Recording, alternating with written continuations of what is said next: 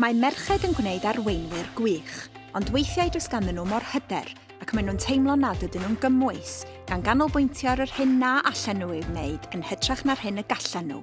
Ond mae Cenedl Hyblyg 2 dan arweiniad chwarae teg yn helpu i newid hyn.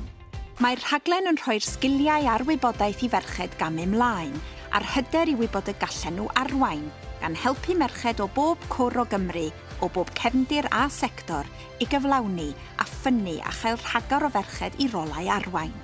Ers 2015, mae'r rhaglen wedi helpu merched i gael codiad cyflog cyfunol o 2 miliwn a mwy. Blynyddoedd yn ddiweddarach mae cyfranogwyr yn dweud fod y rhaglen wedi newid eu bywydau. Fe wnaethon nhw fentro a gwneud cais am eu swydd delfrydol, cam i fyny'r ysgol yrfa neu ail hyfforddi'n llwyr. Mae addysg oedolion wedi gwneud cymaint o wahaniaeth i gymaint o ferched, ac fe wnawn ni ddal ati gan helpu i greu Cymru fwy teg a chyfartal.